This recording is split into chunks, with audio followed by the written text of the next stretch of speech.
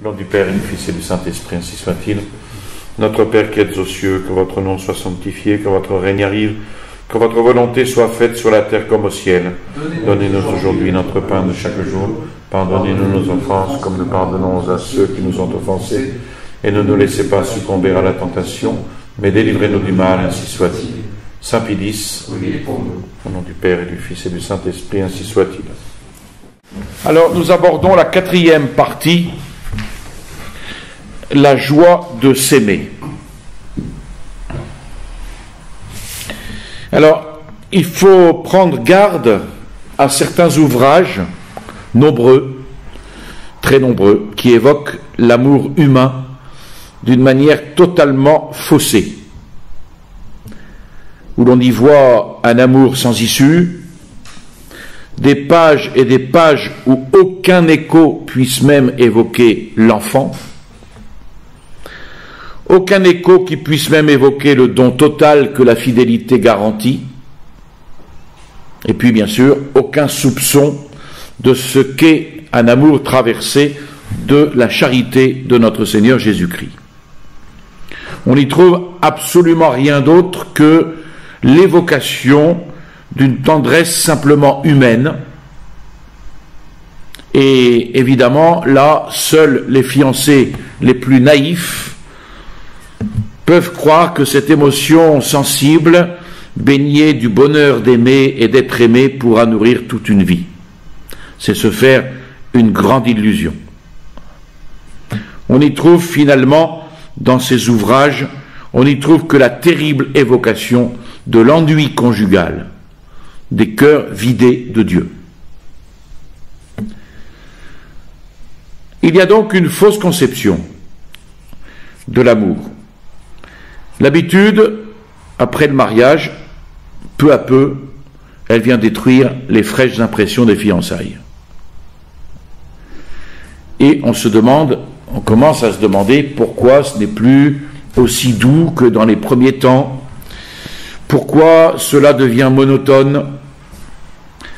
Et la réponse, c'est que les âmes qui n'ont eu d'autre but en s'aimant que de se gorger d'émotions et de sensations s'épuisent vite. Et elles font là une découverte terrible ce jour-là. Et que produisent ces cœurs gonflés d'égoïsme finalement, conscient ou inconscient? Qu'est-ce qu'ils produisent? L'ennui. Donc, un chant d'amour qui n'exprime que l'avidité d'une soif humaine, c'est un mensonge. Ce mensonge des tendresses qui n'exprime pas le don de soi dans le plan de Dieu, mais qui exprime seulement une impatience toute corporelle de jouissance, d'où l'âme est absente. Et cela n'est que de l'amour païen, on peut dire la tristesse de l'amour païen. Non, il doit y avoir autre chose que cet amour sans issue. Il doit y avoir autre chose que cet amour qui naît de l'exaltation et puis qui étouffe peu à peu, d'une morne asphyxie. Alors, au secret du cœur de ceux qui s'aiment, il doit y avoir autre chose, c'est-à-dire une intimité des âmes bien plus forte que toutes ces expériences amères.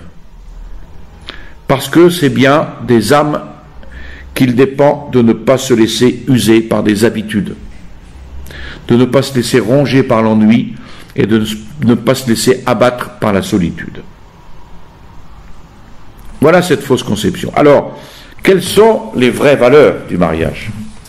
Voilà un jeune homme, une jeune fille qui se sont choisis. Ils ont acquis l'un et l'autre une certaine connaissance, l'un de l'autre. Ils ont évalué leurs qualités, leurs défauts. Ils se sont estimés. Ils se sont entourés de conseils, de personnes sages.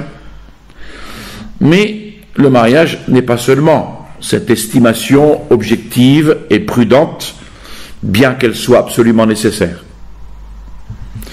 Donc, au-delà des qualités d'équilibre et de générosité, ils ont cédé à quelques séductions plus mystérieuses.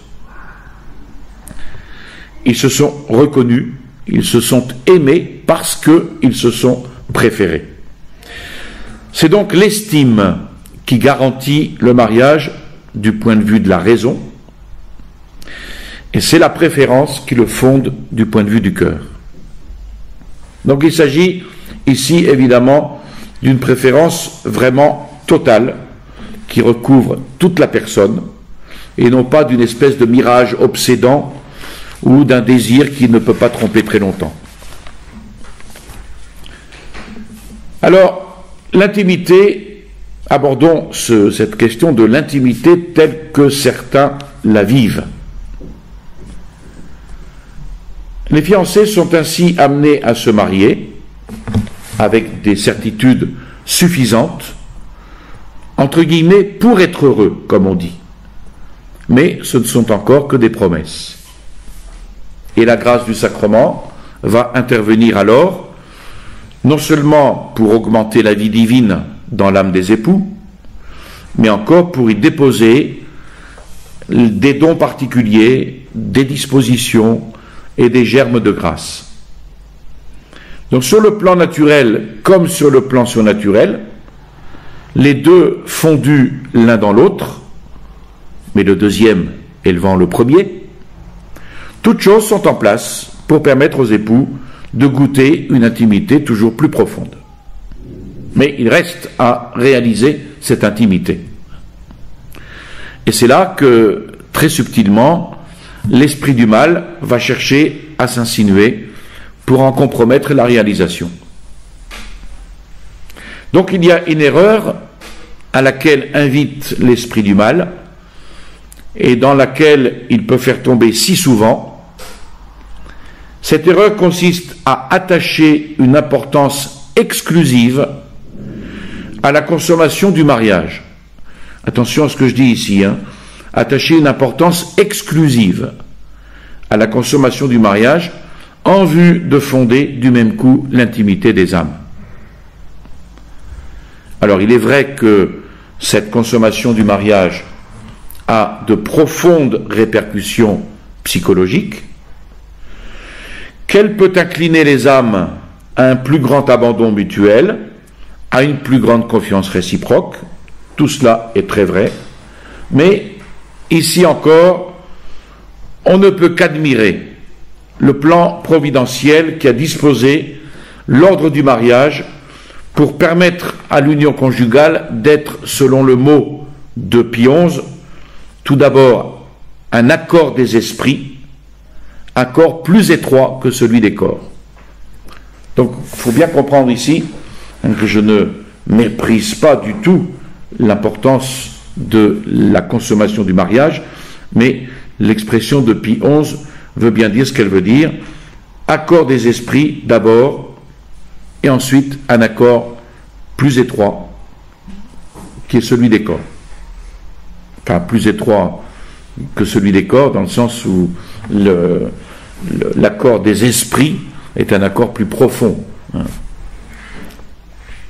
Alors c'est vrai, la consommation du mariage est bien faite pour favoriser l'épanouissement de l'intimité des âmes, mais il n'en reste pas moins que, jour après jour, les époux sont menacés de se laisser dévier du vrai chemin en considérant leur intimité physique comme la véritable source de leur intimité morale.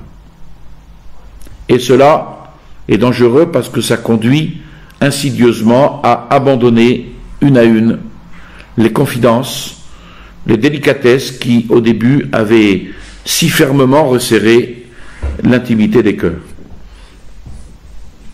Parce que l'union conjugale a d'abord rapproché deux esprits, a d'abord incliné deux âmes, l'une vers l'autre.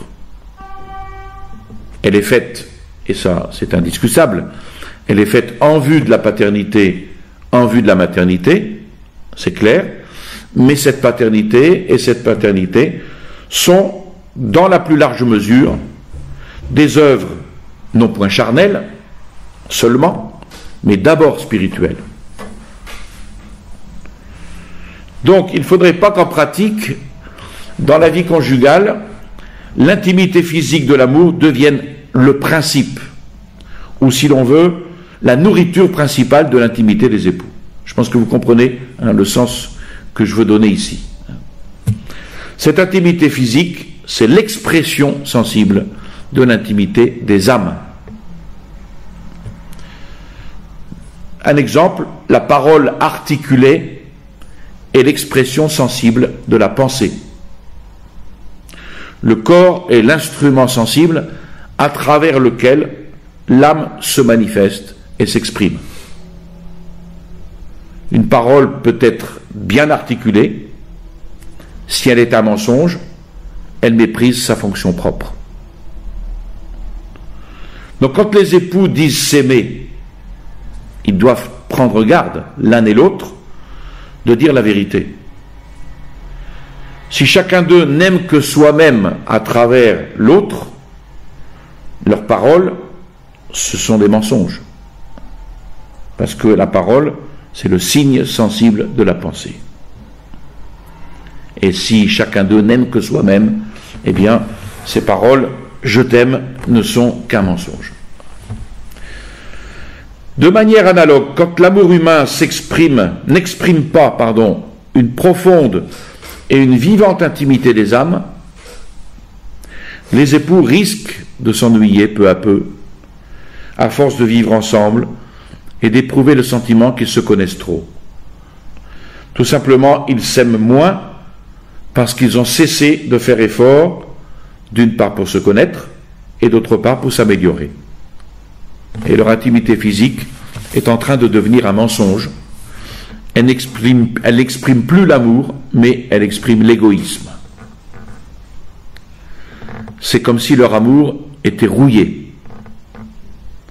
Et la rouille, vous le savez, la rouille qui attaque un objet, elle peut lui laisser sa forme, même sa solidité pendant longtemps, mais pourtant elle le défigure, elle l'enlaidit. Eh bien, pour les époux, c'est la même chose. L'habitude de vivre ensemble pour des époux qui ont cessé de faire des efforts mutuels pour se plaire et se perfectionner, eh bien, cette habitude va répandre une sorte de grisaille sur le foyer et la vie conjugale va devenir morne, terne, triste et même insupportable. Alors, quelles sont les causes de la grisaille de certains foyers? Il y en a de multiples, mais j'en cite quelques-unes. Le péché dans le mariage peut être une des causes de cette grisaille. Le péché dans le mariage, c'est dans l'usage du mariage. L'absence de vie surnaturelle aussi. Pas de vie sacramentelle, pas de communion, pas de confession, pas de messe, etc., pas de prière. Le manque de vue surnaturelle aussi. C'est-à-dire avoir une vue surnaturelle sur les choses de la vie de tous les jours. Ne pas avoir une vue trop humaine, mais un peu plus surnaturelle. L'abandon de tout effort de vertu. Les époux ont abandonné tout effort de vertu, etc. Ce sont les causes de grisaille dans certains foyers. Mais aussi, et dans la ligne de ce qu'on veut exprimer ici, les époux s'en sont trop remis à leur intimité physique du soin de rapprocher leurs âmes. Et une certaine lourdeur spirituelle, une certaine paresse des cœurs en a résulté et leurs âmes ne sont plus aussi vivantes, aussi ouvertes, aussi transparentes comme avant. Et même parfois, la situation s'est aggravée secrètement pendant des années, lorsqu'à la faveur même de l'amour, l'égoïsme s'est introduit en maître dans l'âme de chacun des époux. Ils se sont contentés de vivre au jour le jour dans une indolente étourderie, soucieux seulement peut-être de jouir de la vie, chacun ou ensemble, en limitant les soucis comme par réflexe. Et les voilà qui, tragiquement, découvrent un jour qu'il suffit d'une querelle, même infime, pour qu'entre eux se révèlent des abîmes et que ça aboutisse au divorce. Alors, vous allez dire il s'agit de cas graves. Peut-être, et encore, mais beaucoup de ces cas existent, plus que vous ne croyez. Donc ceux qui en sont les victimes croient généralement qu'ils se sont trompés en choisissant leur conjoint, mais pas du tout. Ils se sont trompés sur l'orientation à donner dans leur foyer. Et ils commencent alors à penser du mal de leur conjoint, parfois même à dire du mal de leur conjoint. Et dans nos pays, dans la France par exemple, minés par des institutions qui sont de véritables crimes contre l'humanité, c'est alors qu'on songe au divorce. Et à partir de ce moment-là, s'installe une espèce d'aveuglement moral, un égoïsme foncier, qui déjà avait été à l'origine de tout ce désastre, mais l'orgueil va enfler l'âme au point qu'elle voudrait chambarder toute la société plutôt que d'avouer sa faute. Eh bien, c'est comme la rouille. La rouille, elle attaque un objet, et au bout de plusieurs années, elle peut ronger cet objet, et le ronger si profondément que tout en conservant apparemment sa forme, son existence même est atteinte. Il est à la merci du moindre choc, et il tombera en poussière au moment où on voudra le saisir. Voilà donc l'intimité telle que certains la vivent. Alors, il faut donner une réponse à cela. Quel est pour nous l'amour tel qu'il doit se vivre, pardon. Lorsque des époux, même sans grande expérience, mais pleins de la délicatesse des âmes vraiment vivantes de la grâce, quand ils entreprennent cette aventure du mariage, ils prennent garde d'abord de ne pas fonder leur intimité la plus profonde sur la seule tendresse sensible. Elle doit exister, cette tendresse sensible, d'accord, mais ne pas fonder un foyer sur la seule tendresse sensible. Il doit savoir que la joie des corps, qui est légitime dans le mariage, évidemment, cette joie des corps, elle est un reflet, elle est une manifestation, elle est une expression d'une autre joie, celle des âmes. Et c'est à cette joie des âmes qu'il faut veiller d'abord et chaque jour. Et si on n'entretient pas cette âme, eh bien, cet amour disparaîtra. Ils savent qu'il ne faut pas que s'éteigne le désir si vif de se plaire mutuellement, désir qui est entretenu par les soins empressés qu'ils ont eus pendant leur fiançailles, mais ils savent, au contraire, qu'il doit s'aviver, ce désir. Et la période du perfectionnement intérieur, comme préparation à l'amour, cette période du perfectionnement intérieur a pris fin. Maintenant s'ouvre avec le mariage la période du perfectionnement intérieur, non plus comme préparation à l'amour, mais comme approfondissement de l'amour. Les époux deviennent donc totalement intimes quand chaque jour, eh bien, ils grandissent dans l'estime l'un de l'autre. Ils savent qu'il faut chaque jour, silencieusement, humblement, s'efforcer de mériter l'estime de l'autre pour que se fortifie la confiance mutuelle. Et puis, ils savent aussi qu'ils sont trop faibles, trop attachés, trop égoïstes pour parvenir à cette estime de l'autre. Alors, est-ce que c'est impossible? Bien sûr que non. Et c'est alors que seule la charité surnaturelle peut, en eux, réaliser ce que justement la faiblesse de la nature déchue ne permet même pas d'entrevoir. Donc ce n'est pas à notre nature qu'il faut demander ça, c'est à la charité surnaturelle. Encore une fois, une charité qui va être entretenue par la prière, par les sacrements. Comment accéder à ce qui paraît irréel et parfois même semble inaccessible? Comment atteindre ce sommet de l'unité profonde des âmes? L'intimité spirituelle des époux dépend essentiellement de l'amour. Et cette conquête peut être définie comme un contact vivant des âmes. La joie d'aimer, c'est donc une joie de consentir. C'est un art tout spirituel d'insinuer ensemble deux volontés dans la volonté de Dieu, qui devient alors l'unique vie de ceux qui s'aiment. Mais il faut d'abord, évidemment, que ceux qui s'aiment découvrent ce contact vrai, ce contact invisible mais réel, sans lequel ils ne sauraient être pleinement des époux. Parce que l'intimité, étymologiquement, exprime le cœur à cœur. C'est par exemple l'image spirituelle de l'intimité qui ressemble à son exemplaire sensible. Deux personnes qui s'aiment ont besoin chacune de la présence de l'autre. Elles veulent se rencontrer. De deux personnes qui se comprennent de mieux en mieux, on dit qu'elles se rapprochent l'une de l'autre, quoique dans un sens purement spirituel, alors que celles qui se comprennent moins semblent s'éloigner l'une de l'autre. Donc c'est ce contact qui est important. Voilà donc deux âmes qui conversent. Le contact, c'est la rencontre.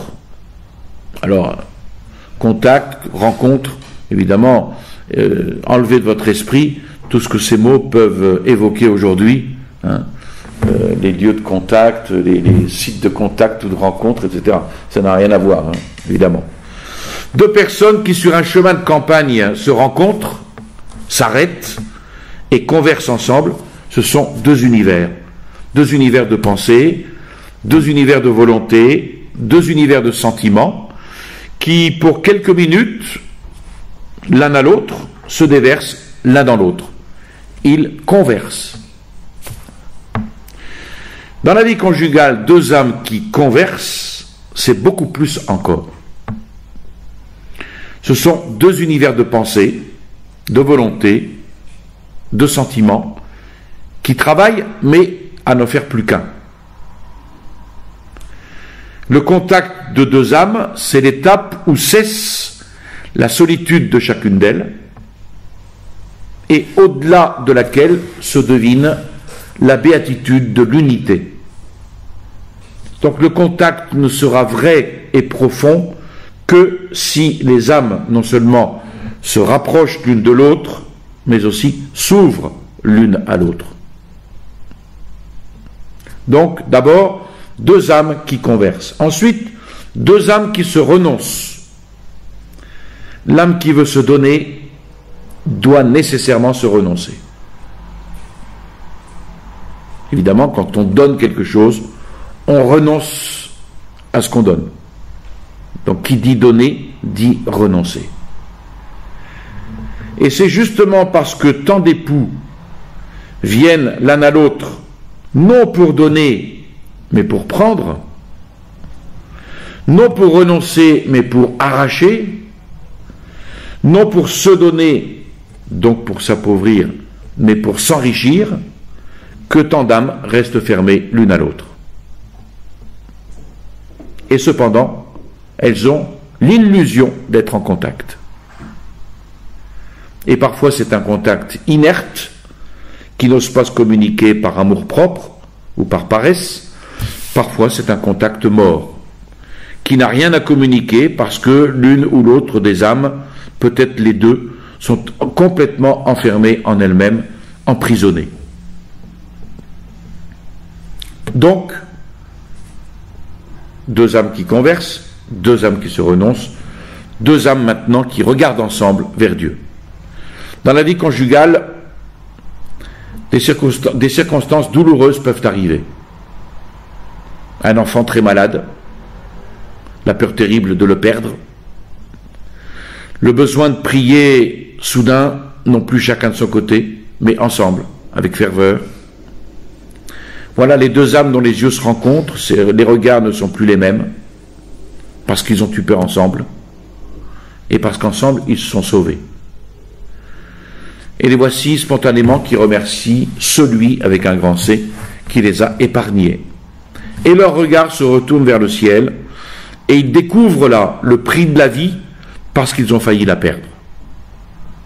Ils ont reconnu la providence parce que, en de tels moments, on est en face de toute la réalité et que c'est Dieu qui est la réalité. Et voilà que les époux se retrouvent non plus comme des automates de la vie quotidienne, mais comme deux âmes qui se sont réveillées et qui se sont ouvertes à Dieu pour le supplier. Donc victoire de l'âme sur l'habitude et le conventionnel, victoire de l'amour sur le tout fait et sur l'isolement paresseux. Donc ce n'est pas le contact qui pose problème, car le contact sera vivant, inerte ou mort, selon que les âmes seront vivantes, inertes ou mortes. Ce qui fait le problème, c'est la vie des âmes. Alors, quel est donc cet amour des âmes? Au-delà des regards, au-delà des paroles, des gestes des époux, on devine bien qu'il y a une source de vie qui les anime et qui inspire toutes leurs manifestations. C'est l'âme. Tout ce qui en eux est source jaillissante de vie intérieure, de pensée, de volonté. Alors, est-ce que les époux peuvent atteindre leurs âmes réciproques? Non. Et ils souffrent de cette limitation. Ils ne touchent pas leurs âmes, ils ne peuvent les étreindre.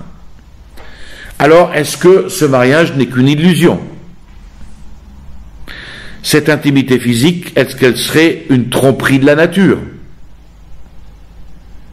Cette union profonde, sans réserve, des âmes, est-ce qu'elle serait un mirage auquel il faudrait renoncer après quelques mois ou quelques années de déception intérieure?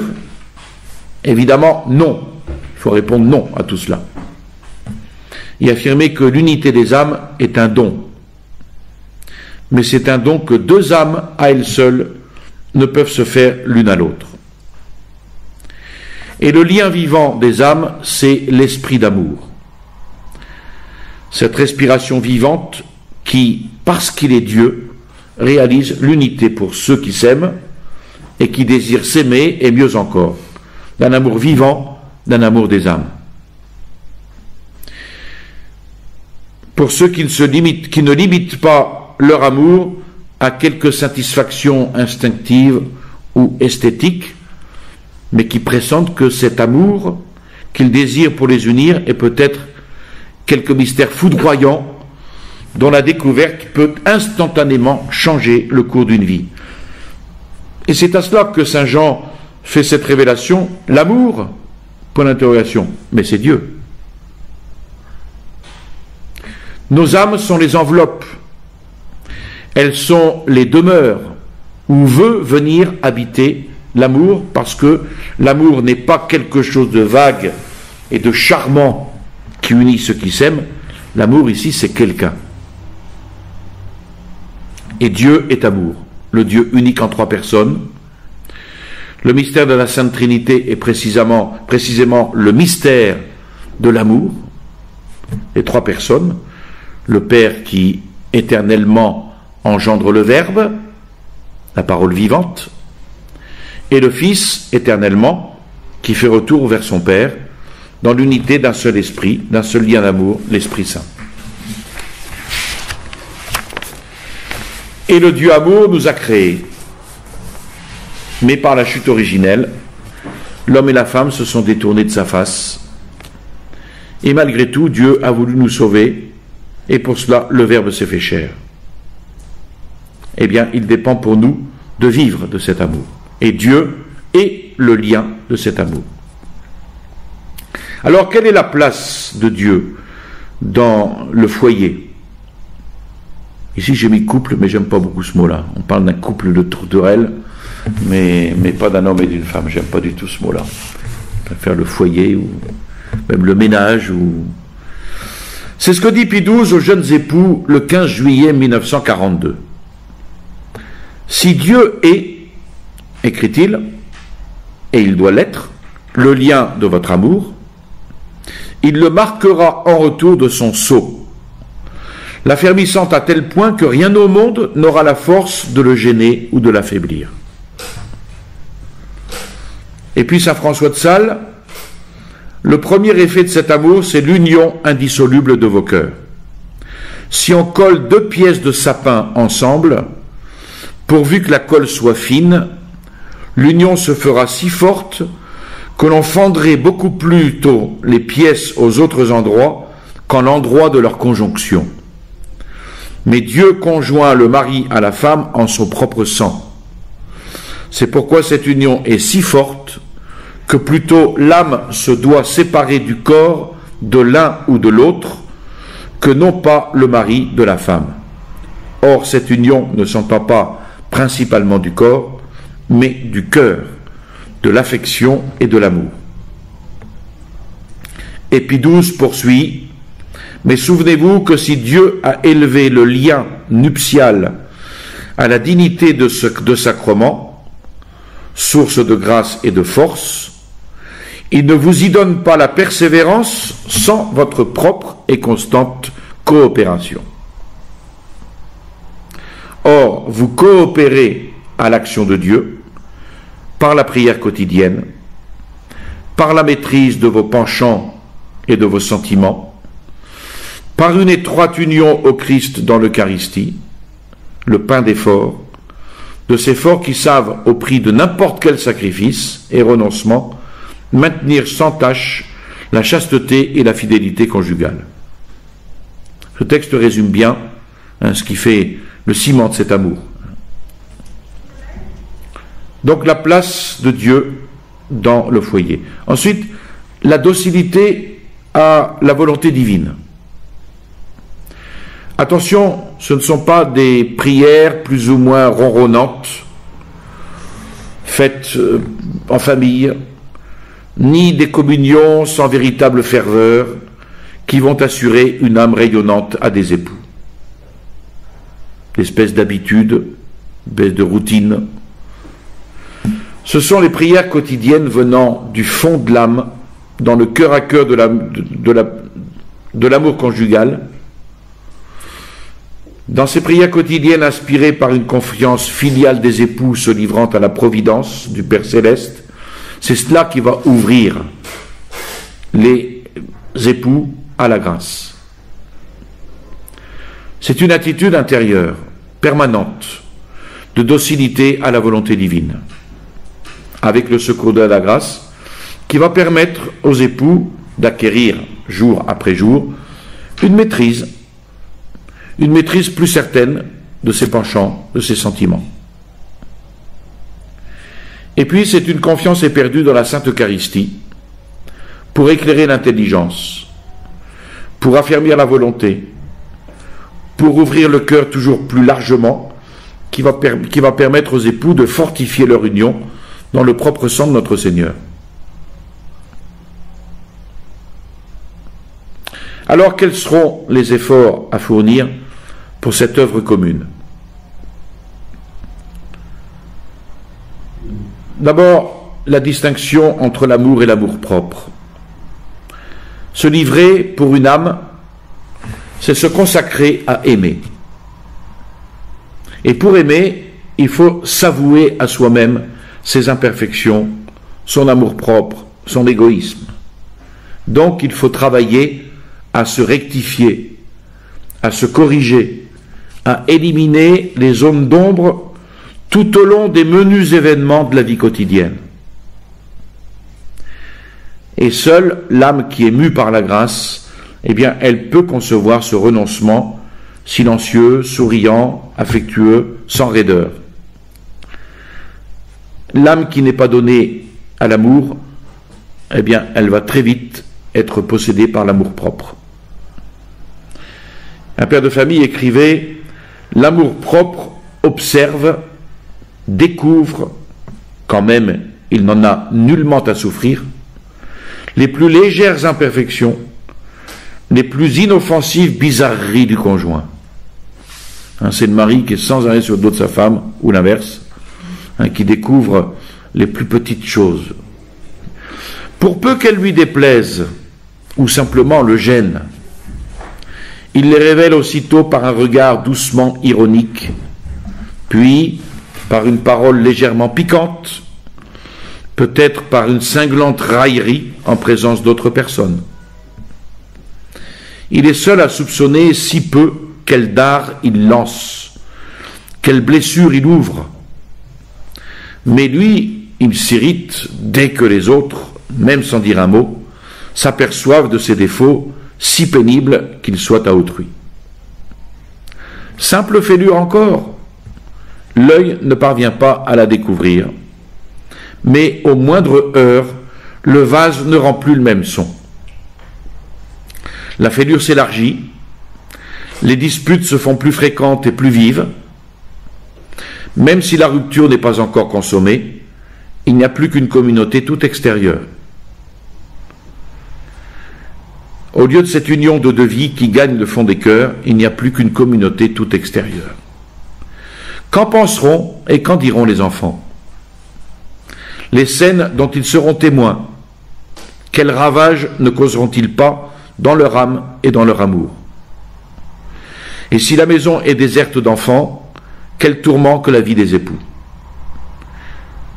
Qui peut voir ou prévoir à quel résultat conduisent parfois les mesquines cruautés de l'amour-propre?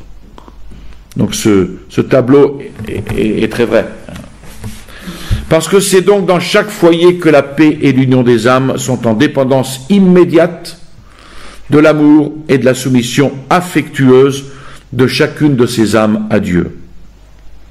Donc si chacun des époux ne fait pas l'examen de sa conscience et de son cœur, il est inévitable que ce soit l'amour-propre de chacun d'eux qui procède à l'examen de conscience du conjoint.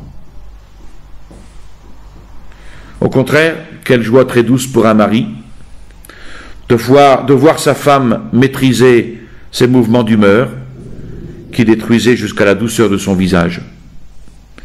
Et quelle joie merveilleuse pour une épouse de voir son mari plus attentif à elle, plus empressé à la comprendre, plus conscient de ses fatigues et de ses efforts. C'est tout cela qui fait le lien de l'intimité des époux. Alors on pénètre là le secret de l'intimité. Il demande aux époux de prier ensemble, de parler ensemble, chose que beaucoup ne font plus, de lire ensemble, alors que la cheminée, le feu de cheminée crépite, ils sont là tous les deux en train de lire. De décider ensemble, d'agir ensemble. Et ça, il le faut parce que ce commandement est grave qui défend à l'homme de séparer ce que Dieu a uni. Et là, il y a une dernière étape qui est offerte aux époux chrétiens, à savoir la communion des vies intérieures, dans le désir de recevoir toujours davantage de la vie divine et de communiquer toujours davantage cette vie divine aux autres âmes. On sait combien le fait de poursuivre ensemble la même œuvre est capable d'unir. Combien le fait de désirer ensemble un même succès, une même victoire, on sait que cela peut souder des âmes. Exemple, une équipe de sport où chacun a donné tout ce qu'il pouvait et qui remporte la coupe. Ça soude. Ou l'équipage d'un navire au sein d'une tempête. La communion d'efforts, donc vers un but, porte des fruits d'unité. Mais dans le cours des choses humaines, cette unité ne survit que très imparfaitement au succès de l'entreprise qui en a été l'occasion. Combien vite, par exemple, des hommes de la même patrie qui semblaient avoir à jamais soudé leur unité dans la lutte et dans la victoire, eh bien, agissent quelque temps plus tard comme s'ils avaient tout oublié de leurs efforts en commun. On est bien placés tous pour le savoir. Et les voilà de nouveau vite divisés. Ils ont oublié, parce que le danger s'est éloigné, qu'ils n'ont plus le même but à atteindre, qu'ils ont toujours, le même but à atteindre ensemble, le bien commun de la patrie. Ils ont oublié cela. Dans la vie conjugale, eh bien, même chose. On observe la même chose, on observe quelque chose de semblable, même lorsqu'elle est chrétiennement inspirée. Les époux oublient tout en poursuivant le but commun. Alors, le but commun, quel est-il? Eh bien, le but commun, c'est donner la vie à des enfants, c'est de les éduquer, c'est de les former pour en faire des adultes. Ces enfants ont été baptisés, ils sont promis au ciel, à la vie béatifique, et c'est cette générosité des époux qui fait que réellement les âmes de leurs enfants, qui fait que les âmes de leurs enfants entreront un jour, avec la grâce de Dieu, au ciel. Les époux ne se donnent l'un à l'autre que pour donner à leur tour leurs enfants à Dieu et Dieu à leurs enfants. Leur vie est réellement ordonnée à cette œuvre immense, recevoir Dieu et donner Dieu. Ça, voilà le but, voilà le centre, voilà l'origine, voilà la fin. Alors, pourquoi les époux ne vivent-ils pas intensément, dans la même ferveur, pour chaque jour, ensemble et davantage, le désir de se donner à Dieu, et pour chaque jour, ensemble et davantage, le désir de recevoir Dieu? Alors tous les ménages ne peuvent réaliser une grande œuvre extérieure, mais tous ceux que les liens du mariage ont unis fortement et tendrement peuvent et doivent réaliser une grande œuvre cachée, comme a été cachée aux hommes la grande œuvre de Marie et de Joseph, élevant et se consacrant à l'éducation du Sauveur, sans que le monde s'en doutât, et aussi comme reste cachée aujourd'hui l'éducation chrétienne d'un enfant. Donc comme Marie et Joseph, les parents durant leur vie, dans l'unité de leur amour, doivent intérieurement être tendus à la dimension d'un seul désir qui est le royaume des cieux. La grande œuvre cachée des époux n'est-elle pas de travailler ensemble à ce que le règne s'étende en eux davantage, et davantage encore dans leurs enfants, dans tous leurs frères?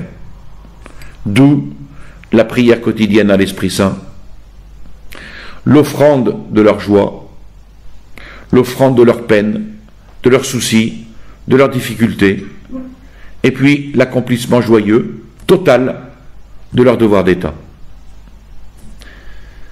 Que dans leur prière, ils demandent, pour eux d'abord, d'obtenir d'être de meilleurs époux, de meilleurs parents, et puis pour les enfants ensuite. Parce que c'est chaque jour que l'observation perspicace des parents, détecte un peu de paresse, un peu de légèreté, des inclinations à l'orgueil, des inclinations au mensonge. Et lorsque les enfants grandissent, la prière des parents n'est que plus nécessaire.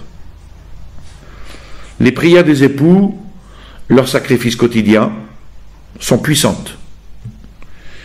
Donc, tels sont les époux chrétiens, vraiment, qui discernent la présence invisible du Seigneur. Ils savent que tout leur sera donné par surcroît et qu'une seule chose est nécessaire. Alors, s'ils remplissent totalement et joyeusement tous leurs devoirs, c'est parce qu'ils savent que tout dans leur amour, dans leur travail, dans l'éducation de leurs enfants, comme dans leurs loisirs et leurs distractions, tout est fait sous le regard de Dieu. Voilà, c'est tout un programme. Je vous salue Marie, pleine de grâce, le Seigneur est avec vous. Vous êtes bénie entre toutes les femmes, et Jésus, le fruit de vos entrailles, est béni. Sainte Marie, Mère de Dieu, priez pour nous pauvres pécheurs, maintenant et à l'heure de notre mort, ainsi soit-il. Au nom du Père et du Fils et du Saint-Esprit, ainsi soit-il.